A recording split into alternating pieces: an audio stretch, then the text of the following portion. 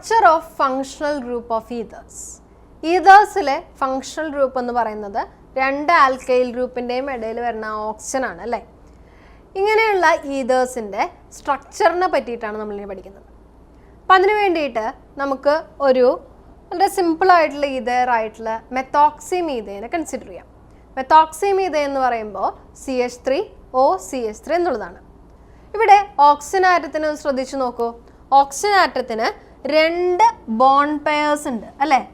ഇത് കൂടാതെ 2 loan pairs ഉണ്ട്. ലോൺ പെയറുകളായിട്ട് 4 ഇലക്ട്രോൺസിനെ കാണാം, അതായത് 2 ലോൺ പെയർസ്. ഇങ്ങനെ 2 ബോണ്ട് പെയറും 2 ലോൺ പെയർസും ഉള്ള ഓക്സിജൻ ആറ്റത്തിനെ നമുക്ക് കൺസിഡർ ചെയ്താൽ നമുക്ക് ഇതിൽ നിന്നൊരു കാര്യം മനസ്സിലാവും. This oxygen atom is arranged in a tetrahedral manner. ഏകദേശം ഒരു ടെട്രാഹെഡ്രൽ സ്ട്രക്ചർ ആയിട്ടാണ് ഓക്സിജൻ ഇരിക്കുന്നത് അല്ലേ.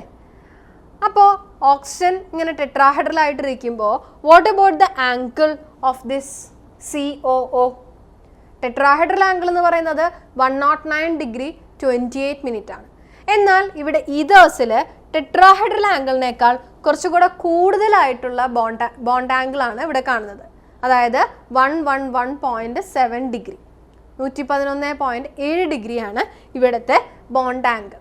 എന്തുകൊണ്ടാണ് ഇങ്ങനെ ബോണ്ട് ആംഗിളിൽ വ്യത്യാസം വരുന്നത്? ടെട്രാഹെഡ്രൽ ആയിരുന്നു എങ്കിൽ ബോണ്ട് ആംഗിൾ 109 ഡിഗ്രി 28 മിനിറ്റ് ആണ്. എന്നാൽ ഇവിടെ ഓക്സിജൻ ആറ്റത്തിന് ഒരു ടെട്രാഹെഡ്രൽ അറേഞ്ച്മെൻ്റ് ആണെങ്കിൽ കൂടി ബോണ്ട് പെയറും ലോൺ പെയറും തമ്മിൽ ഇൻട്രാക്ഷൻ വരുമ്പോൾ, റിപ്പൽഷൻ വരുമ്പോൾ ഈ 2 ബൾക്കി ഗ്രൂപ്പ്സിൻ്റെ പ്രസൻസ് കൊണ്ട് തന്നെ ഇവയുടെ ബോണ്ട് ആംഗിൾ കുറച്ചുകൂടെ കൂടുന്നു. റിപ്പൽഷൻ കൂടുന്നതിനാലാണ് ഇവയുടെ ബോണ്ട് ആംഗിൾ 111.7 ഡിഗ്രി ആയിട്ട് കാണപ്പെടുന്നത്. ഇവിടെ കാർബൺ ഓക്സിജൻ ബോണ്ട് ലെങ്ത് നോക്കിക്കഴിഞ്ഞ് കഴിഞ്ഞാൽ ഇറ്റ് ഈസ് നിയർലി 141 പൈക്കോമീറ്റർ.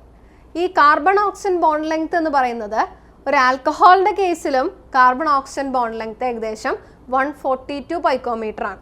അതുകൊണ്ട് തന്നെ ഈതേഴ്സിലും ആൽക്കഹോളിനും ഏകദേശം സെയിം ആയിട്ടുള്ള CO ബോണ്ട് ലെങ്ത് തന്നെയാണ് വരുന്നത്.